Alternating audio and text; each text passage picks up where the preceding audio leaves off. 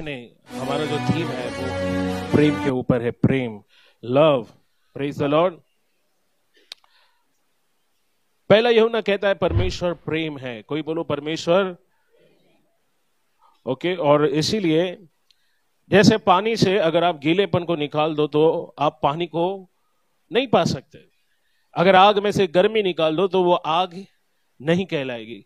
ठीक वैसे ही अगर परमेश्वर से आप प्रेम को निकाल दो तो आप परमेश्वर को पा नहीं सकते। ओके। बाइबल कहती है परमेश्वर प्रेम है। संसार ने प्रेम की परिभाषा को बदल दिया। लोगों ने उल्टा कर दिया। लोगों ने कहा लव इज गॉड, प्रेम परमेश्वर है। नहीं, प्रेम एक भावना है। बट हम देखते हैं कि परमेश्वर का सबसे महान स्वभाव प्रेम है। ओके। बाइबल कहती है यूहन्ना 3:16 में कि उसने जगत से ऐसा प्रेम किया, क्योंकि उसने हमसे प्रेम किया, उसने अपने पुत्र को हमारे लिए दिया। और बाइबल कहती है कि जो कोई उसके पुत्र पर विश्वास करता है उसका नाश नहीं होगा, लेकिन उसे अनंत जीवन प्राप्त होगा। तो आप देखो, परमेश्वर का पुत्र आया, परिणाम था परमेश्वर के प्रेम स्वरूप। परमेश्वर के प्रेम को हम कभी समझ नहीं पाएंगे। उसका प्रेम सबसे गहरा है। यूनानी भाषा में प्रेम के लिए 3 शब्दों का इस्तेमाल हुआ है। सबसे महान प्रेम जो है वो परमेश्वर का है। ओके। इसे अगापे प्रेम कहते हैं। सभी लोग कहे अगापे। ये शब्द अगापे जो है सर्वोच्च प्रेम को दिखाता है। ऐसा प्रेम पूरी दुनिया में कोई आपसे नहीं कर सकता। यहां तक कि आपकी पत्नी, आपका पति, आपका भाई, आपका बहन, आपके बच्चे, पड़ोसी, दोस्त, कोई भी आपको इस तरह का प्रेम नहीं कर सकता जैसा प्रेम यीशु ने किया।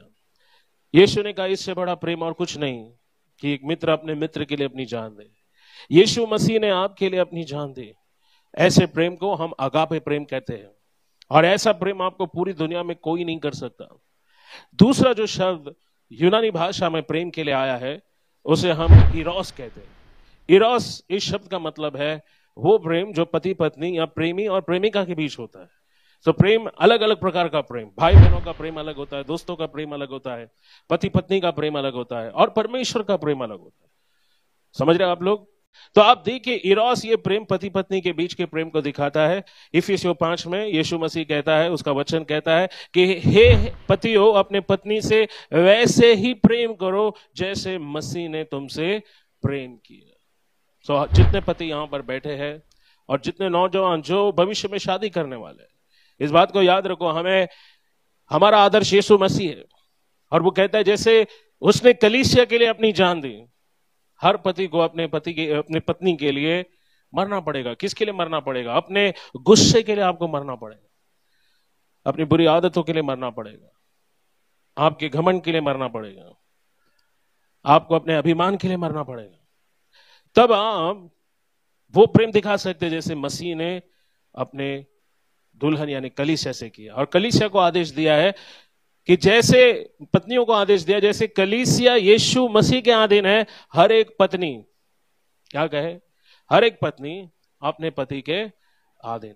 क्यों? क्योंकि कुरिन्थियों में पौल कहता है कि हर एक पत्नी का सिर कौन है? पत्नी का सिर कौन है? पति है। अब आप देखो, सबके पास सर है ना? हालेलुया। आपका पूरा जीवन आपके सर से जुड़ा हुआ है, क्योंकि आपका जो सर है वो पूरे शरीर को चलाता है। आपके सर से कमांड आता है शरीर को, तब वो शरीर सारी बातें सुनता है। आपका सर बोलता है खाना खा, तो आपका शरीर खाना खाता है। आपका सर बोलता है चल सोने जा, आप सोने जाते हो। आपका सर बोलता है चलो काम पे जाना है, आप काम पे चले जाते हो। तो आपका पूरा जीवन जो है वो सर से जुड़ा हुआ है। सर से कमांड आता है और शरीर उस कमांड को मानता है। इसलिए सर सबसे कमजोर लेकिन सबसे महत्वपूर्ण हिस्सा है। हमारे देश में कहावत है कि सर सलामत है तो पगड़ी हजार। इसलिए ट्रैफिक रूल बनाया गया है कि हेलमेट पहनिए। ओके। क्योंकि घर में आपके लोग इंतजार कर रहे हैं। बहुत सारी दुर्घटनाओं में लोगों की जान बचाई जा सकती थी, बट वो नहीं बच पाए क्योंकि उन्होंने हेलमेट नहीं पहना था। तो हेलमेट आपकी सुरक्षा भी करता है, खास करके आपके सर की, क्योंकि आपके शरीर का सबसे कमजोर हिस्सा क्या है? सो आप देखो, हर एक पत्नी का सर उसका पति है। और पति का सर कौन है? यीशु मसीह। और यीशु मसीह का सर कौन है? तो यहां आप अधीनता के स्तर को देखते हैं कि हर कोई अधीनता में रहकर काम करता है। ओके। यीशु मसीह जब इस दुनिया में आया वो परमेश्वर पिता के अधीन था, सो हर पत्नियों को पति के अधीन रहना है, तब घर संसार अच्छे से चलेगा। मसीह में बाइबल कहते ना तो तुम स्त्री, ना तो कोई नर है ना नारी, मसीह में हम सब एक हैं। बट बाइबल कहती है कि हमें एक दूसरे का आदर करना, एक दूसरे को प्रेम करना है, और एक दूसरे को जो अधिकार परमेश्वर ने दिया है उसको जानना और उसका सम्मान करना बहुत जरूरी है। तीसरे प्रकार का जो प्रेम है उसको यूनानी भाषा फिलिया प्रेम। फिलिया का मतलब है बंधु प्रेम, दोस्तों के बीच जो प्रेम होता है, भाई भाई, बहन बहन, भाई बहन या मित्र के बीच जो प्रेम होता है, हम उसको क्या बोलते हैं? आज मैं और मेरी पत्नी जब आ रहे थे तो मेरी पत्नी को उसकी छोटी बहन की याद है, और मेरी पत्नी कह रही थी कि मेरी छोटी बहन मुझसे बहुत प्यार करती है, बट वो जताती नहीं है, वो बताती नहीं है कि वो कितना प्रेम करती है। वो प्रेम दिखाती है जब वो मेरे लिए तोहफे लाती है। हम दोनों एक दूसरे के कपड़े पहनते, एक दूसरे के जूते पहनता करते थे। जब हमारी शादी नहीं हुई थी तो हम एक दूसरे के कपड़े आसानी से फिट होते थे। तो इसको हम बोलते हैं फिलिया प्रेम। सो प्रेम अलग अलग स्तर में है, लेकिन परमेश्वर हमसे कितना प्रेम करता है इसे समझने के लिए आइए हम निकाले मत्ती 13 अध्याय, ओके, और 44 वचन को कोई पढ़े। अब परमेश्वर का प्रेम कितना गहरा है इस बात को शायद ही हम कभी समझ पाएंगे, लेकिन ये एक ऐसा वचन है जिसके द्वारा आज मैं आपको बताना चाहता हूं कि परमेश्वर हमसे कितना प्रेम करता है। कोई निकाले मत्ती 13 अध्याय और 44 वचन को कोई पढ़े। स्वर्ग का राज्य खेत में छिपे हुए धन के समान है, जिसे किसी मनुष्य ने पाया और छिपा दिया, और मारे आनंद के जाकर अपना सब कुछ बेच दिया और उस खेत को मोल ले लिया। तो आप सभी लोग तैयार हैं? हम इस कहानी की पार्श्वभूमि में जाएंगे। अब ये एक मनुष्य था जो अपनी रास्ते से जा रहा था और वो खेती से होकर गया। अब ये ऐसी खेती थी जो बंजर थी और ज्यादातर इसका उपयोग नहीं हुआ था। शायद उस जगह पर बहुत सारे पत्थर थे, बहुत सारी झाड़ियां थी, और अचानक टकरा कर उसका ध्यान एक जगह पर गया जहां पर उसे एक छुपा हुआ खजाना मिला। अब शायद वो खजाना उस भूमि में सदियों से पड़ा था, किसी का ध्यान उस पर गया नहीं, लेकिन ये मनुष्य जब गया तो अचानक से पत्थर से शायद उसका पैर टकराया होगा, और पत्थर से पैर टकराने के बाद उसका ध्यान एक बक्से के कोने पर गया होगा, जिसे देखकर वो शायद आश्चर्यचकित हुआ, और उस बक्से के कोने को देखकर उसने समझ लिया होगा कि शायद इसमें प्राचीन काल का छुपा हुआ क्या है, धन है। बट कानूनी रूप से अगर वो धन उसे अपना बनाना है तो उसे खेत को खरीदना होगा, क्योंकि वो जो धन है वो उस व्यक्ति का है जिसका वो खेत है।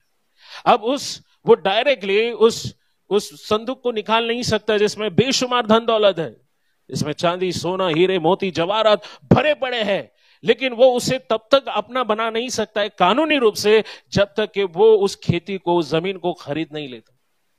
इसलिए वो जमीन के मालिक के पास जाता है, सौदा करता है कि मुझे ये खेती खरीदनी है, तुम इस खेती का कितना दाम दोगे। अब वो व्यक्ति सोचने लगा कि एक पड़ी हुई जमीन है, इसमें कोई उपजाऊ जमीन नहीं है, इसमें जंगली घास है, पत्थर है, मिट्टी है, ये क्यों खरीदना चाहता है। अब ये मालिक जो है वो जमीन को बेचना चाहता है, लेकिन अब वो समझ गया क्योंकि इतने दिन इस जमीन को खरीदने कोई आया नहीं है तो अवश्य इस जमीन का कुछ तो वैल्यू है, तो वो उसने जिस कीमत पर इस जमीन को बेची वो बहुत ज्यादा था। अब ये इंसान अपने घर जाता है, अपनी पत्नी को बताता है कि देख मैं एक खेत खरीदने जा रहा हूं। पत्नी बोलती है कौन सा खेत, और वो उसको जानकारी देता है। पत्नी कहती है कि अरे उस खेत में तो वो खेत तो पड़ी हुई जमीन है, उस खेत का कोई मूल्य नहीं है, तुम कितने में खरीदोगे। उसने कहा शायद इतना हमको पैसा देना पड़ेगा कि अपना घर दार जमीन सब कुछ बेचना पड़ेगा। पति ने कहा क्या, एक पड़ी हुई जमीन के लिए तुम अपना घर दार जमीन सब कुछ बेच दोगे। उसने कहा हाँ, मैं किसी भी कीमत पर वो जमीन खरीदना चाहता हूं। पति ने कहा ठीक है। पति ने पूरा घर दार सब बेच दिया और पैसे जाकर उस मालिक को दिया और कहा कि अब से ये खेत मेरा है।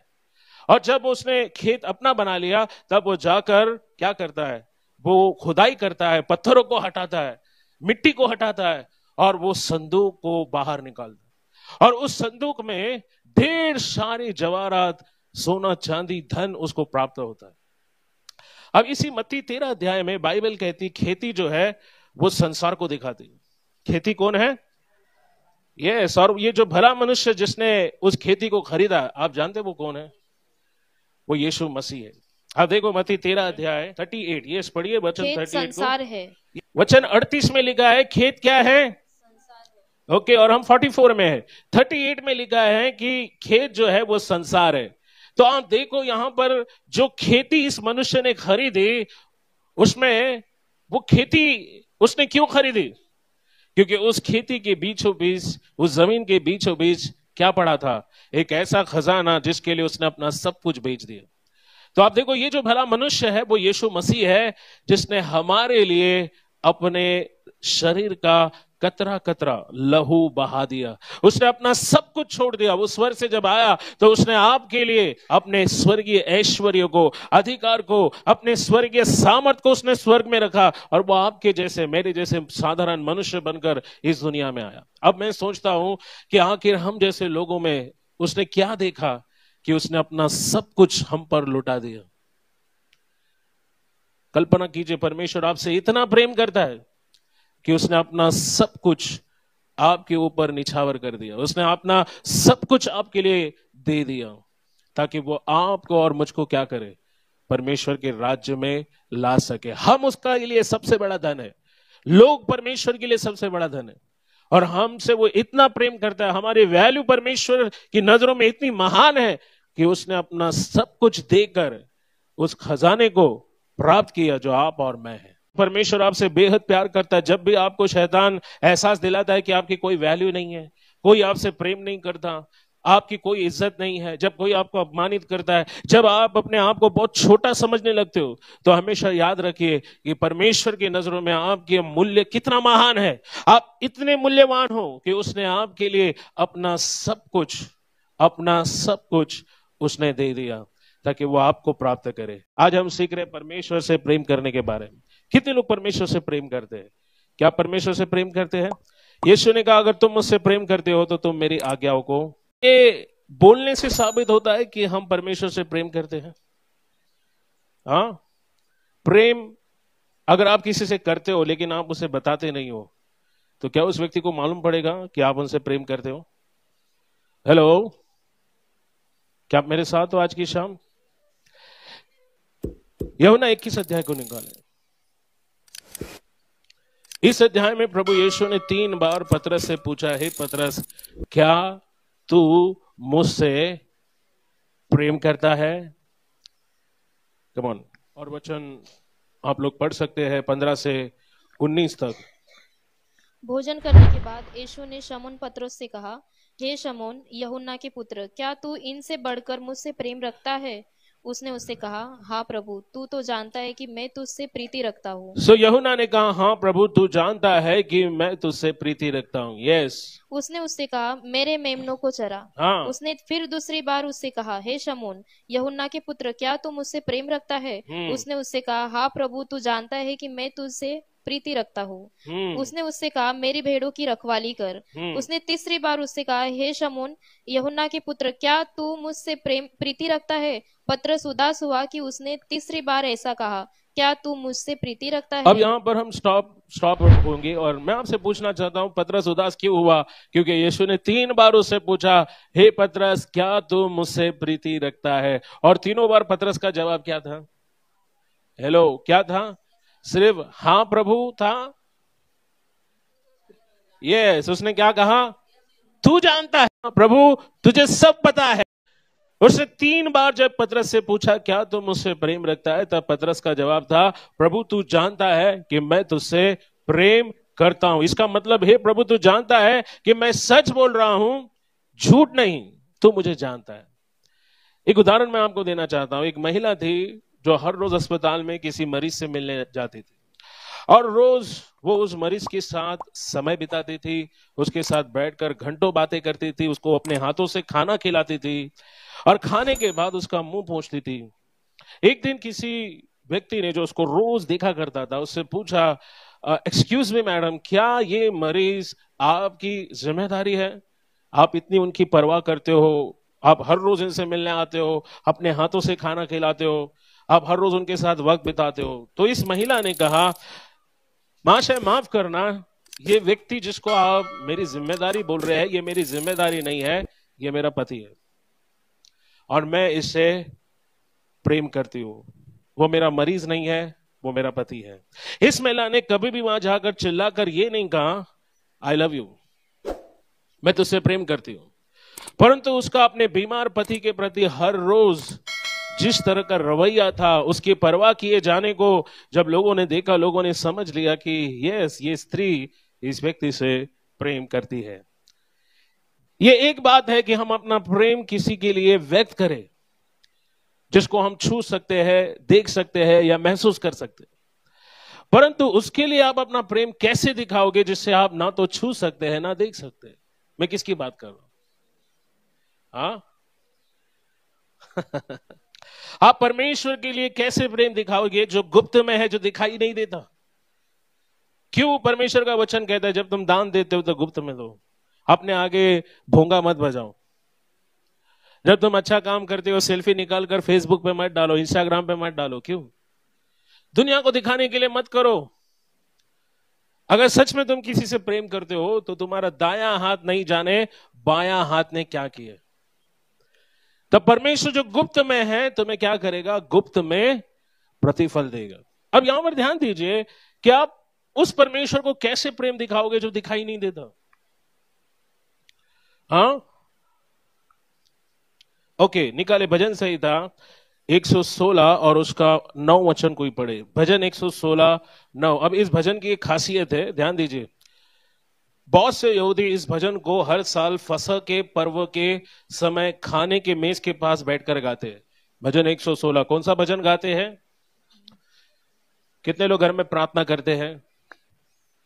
इन दोनों मैं मेरे दोनों बच्चों को भजन 23 सिखा रहा हूं। मैं उनकी मदद कर रहा हूं कि वो भजन 23 को याद करें मुंह जुबानी।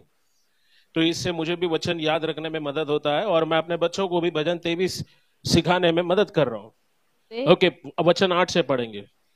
तूने तो मेरे प्राण को मृत्यु से, मेरी आंख को आंसू बहाने से, हाँ, मेरी आंखों को आंसू बहाने से और मेरे पाँव को ठोकर खाने से बचाया है। तूने मेरे प्राण को मृत्यु से, आंखों को आंसू बहाने से और पैरों को ठोकर खाने से बचाया है। यदि प्रभु यीशु आपके संग न होता तो शायद आप कभी भी किसी भी परिस्थिति से लड़ने के लायक नहीं होते। दाऊद कहता है कि उसने मेरे आंखों को आंसू बहाने से, मेरे प्राण को मृत्यु से और पैर को ठोकर खाने से बचाया। तो जब परमेश्वर हमें हर दिन इतना प्रेम करता है कि वो एक आंख में आंसू नहीं देख सकता हमारे, अगर परमेश्वर हमसे इतना प्रेम करता है कि वो हमारे पैरों को ठोकर खाते हुए देख नहीं सकता, तो हम कैसे उससे बिना प्रेम किए जी सकते हैं? जी सकते हैं? हाँ, हेलो। भजन 116 में जिस तरह परमेश्वर के प्रेम को प्रकट किया गया है, वैसे बड़ी कठिनाई से किसी और वचन में आपको दिखाई देगा। देखो वचन 9 में मेरे सवाल का जवाब है। मैंने सवाल पूछा था कि कैसे आप परमेश्वर से प्रेम कर सकते हो जिसको आप देख नहीं सकते। देखो वचन 9 में दाऊद क्या कहता है, पढ़ो वचन 9 को। मैं जीवित रहते हुए अपने को यहोवा के सामने जानकर नित चलता रहूंगा। अपने को यहोवा के सामने जानकर नित चलता रहूंगा। एक दिन मेरे रिश्तेदार और मैं हम बात कर रहे थे, यह अविश्वासी रिश्तेदार था, तो वो मेरे साथ बातें करते करते सिगरेट पी रहे थे। अविश्वासी थे, मालूम है ना, सिगरेट पीते। बट जब उन्होंने मेरी माँ को देखा आते हुए तो सीधे उन्होंने सिगरेट छोड़ दिया, फेंक दिया और इस तरह से वो खड़ा हो गए। तो मैं सोचने लगा कि ये क्या कर रहा है, क्यों इसने किया। तो ऐसा उसने मेरी माँ के प्रति आदर सम्मान दिखाने के लिए क्या किया, उसने वो सिगरेट। कई बार हमको ऐसा जीवन जीना चाहिए कि परमेश्वर ठीक हमारे सामने है। यहां दाऊद कहता है कि मैं जिंदा रहते हुए हमेशा यहोवा को अपने सामने जानकर नित चलता रहता हूं। सो जब आप अकेले में होते हो तो इतना ध्यान रखो, आप अकेले में नहीं है, कोई है जो आपके सामने। यूसुफ इसका सबसे अच्छा उदाहरण है। आप देखो, यूसुफ एक पराये मुल्क में था, उसका कोई पास्टर नहीं था, कोई चर्च नहीं था, और एक घर में वो नौकर की तरह था और उसकी मालकिन ने उसे पाप करने के लिए मजबूर किया। लेकिन यूसुफ ने क्या कहा मालूम है? कि मुझे यहां देखने वाला कोई नहीं है, बट मुझे कौन देख रहा है? कौन देख रहा है? परमेश्वर देख रहा है। तो मैं उसकी दृष्टि में इतना गलत काम कैसे करूं, मैं इतना बड़ा गलत कदम कैसे उठाऊं, क्योंकि मुझे कौन देख रहा है? सो याद रखो, जब आप किसी के बारे में बात करते हो तो जबान पर लगाम दो, क्योंकि आपको सुनने वाला कौन है? आपके सामने खड़ा है। हमें अपने प्रेम को परमेश्वर को इस तरह दिखाना है कि मानो वो हमारे सामने है। यहां लेखक कहता है कि मैं अपना जीवन ऐसे जीऊंगा जैसे मानो परमेश्वर मेरे सामने है। कुलुस्सियों 2:6 क्या कहता है? पढ़ो, कुलुस्सियों 2:6 कहता है, जैसे तुमने मसीह को प्रभु करके ग्रहण किया वैसे ही उसमें चलते रहो। बोलो, वैसे ही उसमें चलते रहो। अपने बाजू वाले को बोलो, वैसे ही उसमें चलते रहो।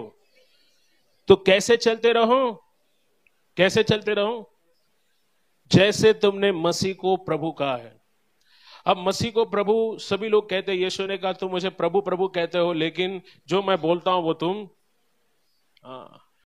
छोटी छोटी बात पर लोग प्रभु को भूल जाते। अब देखो, मैं ऐसे लोगों को जानता हूं 16-17 साल से प्रभु में चल रहे हैं, अचानक दिमाग फिर गया, प्रभु को छोड़ दे।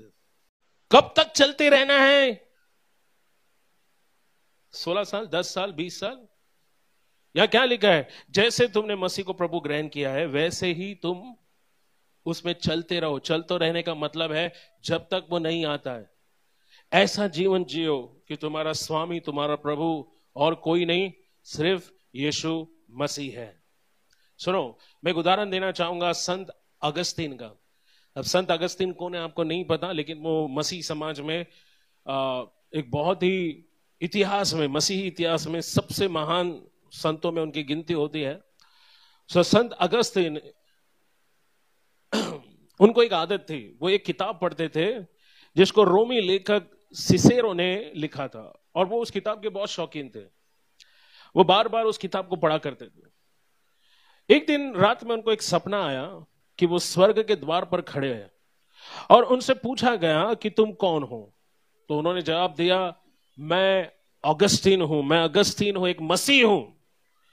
परंतु स्वर्गदूत ने कहा, नहीं, तुम मसीह नहीं हो, तुम सिसेरोनी ने हो। उस दूत ने कहा, तुम दुनिया के सभी प्राणों का न्याय उसी चीज से होता है जो तुम्हारे दिल को सबसे ज्यादा प्यारी है। आज हमें सोचने के लिए मजबूर होना चाहिए कि हमको प्रभु के अलावा और क्या सबसे ज्यादा पसंद है। क्यों यीशु ने 3 बार पतरस को कहा, क्या तुम उसे प्रेम करता है? क्योंकि 3 बार उसने यीशु का इनकार किया। अब जो परमेश्वर की दृष्टि में गलत है, अगर आप उसे करते रहते हो तो आप प्रभु से नहीं, आप उन चीजों से प्रेम करते हो। परमेश्वर ने अब्राहम के प्रेम को परखा। क्या अब्राहम मुझसे प्रेम करता है? क्योंकि उसका हाल ही में एक बेटा हो गया था। 25 साल तक उस बेटे का इंतजार करने के बाद जब अब्राहम 100 साल का हुआ, बाइबल कहती परमेश्वर ने उसको एक बेटा दिया। और बेटा देखने के बाद, परमेश्वर ने देने के बाद उसकी परीक्षा की, क्या अब्राहम अब भी मुझसे उतना ही प्रेम करता है जितना पहले करता था, या अभी उसका प्रेम बढ़ गया है? अब्राहम परमेश्वर से उतना ही प्रेम करता है कि नहीं, ये परमेश्वर ने परखा। कैसे परखा, कोई बता सकता है? सुनो, परमेश्वर ने उसका पत्नी को नहीं मांगा, नौकर को नहीं मांगा, कोई मनपसंद चीज नहीं मांगा। फिर इसहाक को ही क्यों बोला, जा ऊपर, मैं जो पहाड़ बोलूंगा उसको बलिदान कर? हाँ, अगर कल किसी जवान को परमेश्वर बोलता है आईफोन दान में डाल दे, तभी मालूम पड़ेगा किससे प्यार करता है, आईफोन से प्यार करता है या। देखो, परमेश्वर कुछ भी मांग सकता है आपसे, ये दिखाने के लिए कि क्या सच में तुम उससे प्यार करते हो या चीजों से। तुम गिफ्ट से प्यार करते हो या गिफ्ट देने वाले से? हेलो। सो अब्राहम को एक दिन परमेश्वर कहता है, उठ, मैं जो स्थान बोलूंगा उस स्थान पर अपने बेटे को बलिदान कर। क्या परमेश्वर सच में इसहाक का बलिदान चाहता था? फिर क्या? फिर क्यों परमेश्वर ने अब्राहम से उसके पुत्र को मांगा? ये उसकी क्या थी? तो क्या परमेश्वर विश्वासियों की परीक्षा करता है?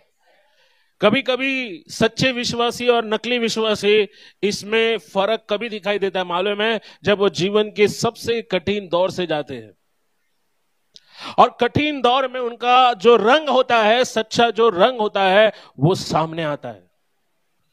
सुनो, सच्चे विश्वासी तकलीफ में भी परमेश्वर को दोष नहीं देंगे।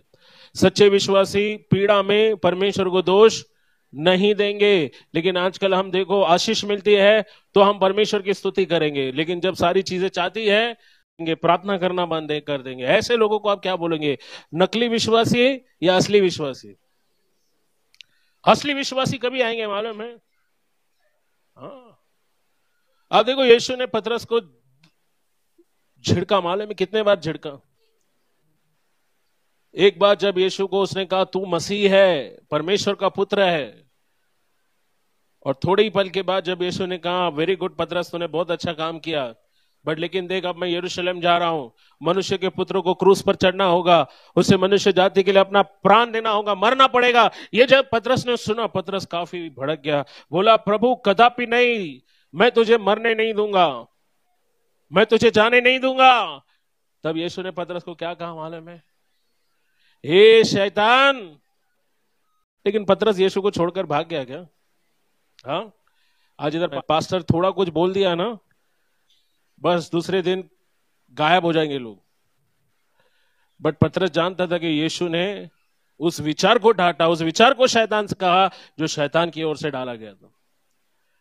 अब देखो पतरस परमेश्वर से प्रेम करता था, उसने गलतियां की, हम सभी गलतियां करते कि नहीं? और परमेश्वर इतना महान है कि वो अपने हमारी गलतियों को क्षमा करके हमें स्वीकार कर लेता है। उसने पतरस को 3 बार कहा क्या तुम मुझसे प्रेम करता है? क्योंकि 3 बार एक समय यीशु का उसने क्या किया था? इनकार किया था। ये कौन है मैं इसको नहीं जानता। बट जी उठने के बाद यीशु ने बोला अगर तुम मुझसे प्रेम करता है मेरे भेड़ों को क्या कर। अभी आप सबको परमेश्वर से अगर आप प्रेम करते हो, उसकी भेड़े कौन है? लोग। उन लोगों की परवाह आपको करना है, उनको संभालना है, विश्वास में दृढ़ करना है, मजबूत करना है, उनको प्रेम करना है, प्रेम वैसा प्रेम जैसा परमेश्वर हमसे करता है। तो हम देखते हैं कि अब्राहम को परमेश्वर ने परखा, अब्राहम परीक्षा में पास हुआ। कितने टक्के से पास हुआ मालूम है? हाँ, कितना परसेंट मेरिट लिस्ट में आया उसका नाम? हाँ, अरे उसने टॉप किया, इसके लिए तो उसको विश्वास का पिता बोल। उसने बोला ठीक है परमेश्वर आजमा रहा है, बेटा क्या है मैं सब देने के लिए तैयार हूं। उसका लड़का ऑलरेडी जवान था, गबरू जवान 20-22 साल का। वो अपने बूढ़े बाप के साथ मौर्या पर्वत पे जाता है और उसका हाथ पैर उसका बाप बांधता है, उसको पत्थर की वेदी पर सुलाता है और छुरा निकालकर जैसे उसको मारने जाता है, स्वर्गदूत कहता है अब्राहम उस लड़के को कुछ मत करना, अब मैं जान गया कि तू परमेश्वर से क्या करता है, क्या करता है। और परमेश्वर ने इसहाक को बोला उसको हाथ पैर खोल दे, और वहां पर उस पहाड़ के पीछे झाड़ियों में उनको मेमने का आवाज सुनाई दिया, और दोनों पिता पुत्र ने वहां पर मेमने का बलिदान किया और उस जगह को उन्होंने नाम दिया यहोवा, यानी परमेश्वर मेरी सारी जरूरतों को पूरा करे। सोचो सबसे ज्यादा चिंता की बात क्या है जो मैं देखता हूं, हर रोज लोग यीशु मसीह को अपना प्रभु तो स्वीकार करते हैं, परंतु उसका जीवन जीने का अंदाज कभी नहीं बदलता। वो आज भी अपने पुराने रीति रिवाज, अपने दोस्तों को, आदतों को, पुराने विचारों को छोड़ नहीं पाते हैं। वो हर रविवार अपने मुंह से यीशु का आदर करते हैं, परंतु उनका हृदय सोमवार से शनिवार तक प्रभु से दूर रहता है। जब हम संसार के रास्ते से इतना खुश रहते हैं कि हम प्रभु की हमें कुछ चिंता नहीं होती है, तब हम भला कैसे ये कह सकते हैं कि यीशु मैं तुझसे प्यार करता हूं, मैं तुझसे प्रेम करता हूं। इतना ही बोलना काफी नहीं है। हे परमेश्वर मैं तेरी आराधना करता हूं, यह कहना भी काफी नहीं है। सिर्फ ये कहने से कि हे हमारे स्वर्गीय पिता तेरा नाम पवित्र माना जाए, ऐसा बोलने से भी कुछ नहीं होगा। 1 यूहन्ना 2:15 और 16 में वचन कहता है यदि कोई संसार से प्रेम करता है तो परमेश्वर का प्रेम उसमें। पढ़ो 1 यूहन्ना 2:15 और 16 वचन जल्दी से। तुम न तो संसार से और न संसार में की किसी वस्तुओं से प्रेम रखो। यदि कोई संसार से प्रेम रखता है, यदि कोई संसार से प्रेम रखता है तो उसमें पिता का प्रेम नहीं, तो उसमें पिता का प्रेम नहीं है। सुनो, अगर संडे को आपके पास प्रभु के लिए टाइम नहीं हो, हाँ दोस्तों के लिए टाइम है, मूवी थिएटर के लिए टाइम है, आप लोग मॉल में जा सकते हो, रानी बाग जा सकते हो, आप दोस्तों के साथ पार्टी करने जाते हो, पिक्चर देखने जाते हो। अगर आप संडे के दिन भी छुट्टी नहीं लेते हो, काम करते रहते हो, अगर संडे के दिन नहीं बाबा मेरा पढ़ाई है, मेरा करियर है, अगर आप संडे 2 घंटे प्रभु को नहीं दे पाते हो, तो क्या आप सच में परमेश्वर से प्रेम कर रहे हो? सुनो, यहां पर मत्ती 22 और 37 में लिखा है, तू अपने परमेश्वर से अपने सारे मन से, सारे प्राण से, सारी बुद्धि से क्या कर, क्या कर, क्या कर। कैसे प्रेम करना है? सिर्फ शब्दों से नहीं, उसने कहा अपनी सारे मन से, बोलो सारे मन से। हाँ, प्रेम परमेश्वर से कैसे प्रेम करते हैं? कैसे प्रेम करते हैं? सारे मन से, हाँ, और सारे प्राण, सारे प्राण, बोलो सारे प्राण। सारे प्राण मतलब क्या है? प्राणों में जो कुछ है वो सबसे हमको क्या करना है? प्रेम करना है। यस, आगे। और अपनी सारी बुद्धि के साथ प्रेम, सारी बुद्धि के साथ, सारी क्या? अब बुद्धि के साथ प्रेम करने का मतलब क्या है? दुनिया आपको हजारों कारण बताए कि बाइबल में जो कुछ लिखा है वो सही नहीं है, तब उन चीजों का इनकार करना या उन चीजों को अनदेखा करना बहुत जरूरी होता है। सुनो, इन दिनों बहुत सारे तर्क वितर्क, बहुत सारे क्या बोलते हैं ना, बहुत सारी बातें बताई जाती है कि क्या सही है क्या गलत है, लेकिन हम जानते हैं कि परमेश्वर का वचन ही एकमात्र सत्य है जो लोगों को स्वतंत्र करता है। तो बुद्धि से प्रेम करने का मतलब है आप भले इसकी उसकी सुनते हो, लेकिन आपके अंदर आपको पता है कि यीशु मसीह ही सच्चा परमेश्वर है। तो अपने परमेश्वर से सारी बुद्धि से, सारे मन से और सारे प्राण से क्या करना बहुत जरूरी है। ध्यान दीजिए, अगर हम सच में परमेश्वर से प्रेम करते हैं तो रोमी 8:28 आपको मालूम होना चाहिए। क्या लिखा है रोमी 8:28 में बेटा? जो, बोलो, जो परमेश्वर से प्रेम करते हैं उनके लिए सब कुछ, बोलो सब कुछ, कुछ कुछ नहीं, सब कुछ भलाई को उत्पन्न करता है। अब दुनिया में लोग बोलते हैं जो भी होता है जान दो अच्छे के लिए होता है, बट विश्वासी लोगों के लिए सब कुछ अच्छे के लिए होता है। उन विश्वासियों के लिए जो हर समय परमेश्वर से क्या करते हैं, सबके लिए नहीं, जो परमेश्वर से, आप परमेश्वर से प्रेम करते ही दिखाई देता है जब आप अपने दान अर्पण प्रभु को देते हो। एक स्त्री ने 2 तांबे के सिक्के दान में डाले। यीशु ने कहा ये इसने सबसे ज्यादा प्रेम किया, इसने सबसे ज्यादा डाला है। क्यों? उसके बाद जो था वो सब उसने क्या किया? उसने क्या किया? एक दिन एक राजा ने ऐलान किया कि मैं 1 घंटे के लिए मेरे राज दरबार में जो कुछ है वो सब फ्री में ले जाने तुमको दूंगा, सिर्फ 1 घंटा। तो प्रजा में ये बात फैल गई और भगदड़ मच गई और लोग भाग भाग कर राज दरबार में पहुंचे। किसी ने झूमर उठाया, किसी ने कारपेट उठाया, किसी ने सोने का सब चीजें जो लगी थी दरबार में उसको निकाला। सभी लोग खजाने की ओर भागे, कुछ ना कुछ लेकर लोग भाग रहे थे। एक लड़का आया, वो वहीं पर खड़ा होकर सब कुछ देख रहा था कि लोग इतना एक दूसरे पर गिर रहे थे, चीजों को बटोरने में, चीजों को हथियाने में। लोग इतने पागल हो गए कि जितना वो लूट सकते हैं लूट रहे थे। राजा देख रहा था घड़ी में अभी बस 5 मिनट बाकी था। उसने उस लड़के को देखा, लड़का अपनी जगह से हिला नहीं, टस से मस नहीं हुआ। जैसे ही घड़ी में 1 मिनट था वो लड़का आया और उसने राजा को अपने बाहों में क्या कर लिया और कहा, राजा मुझे दरबार में कुछ नहीं चाहिए, मुझे तू चाहिए। इस कहानी का मतलब क्या मालूम है? जो कुछ उस राजा का था वो सब किसका हो गया? क्योंकि उसने चीजों को नहीं, उसने उस राजा को ही क्या किया? अपने साथ ले लिया। कितने लोग राजाओं के राजा से प्यार करते हैं? कितने लोग उसके लिए जीवन जीना चाहते हैं?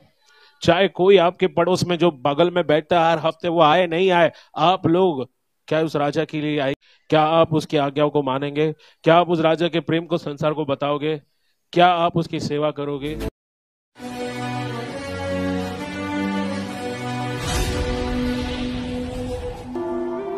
देख मुझे सब ने छोड़ दिया है, तेरे पास आने का वक्त है, मुझे माफ कर।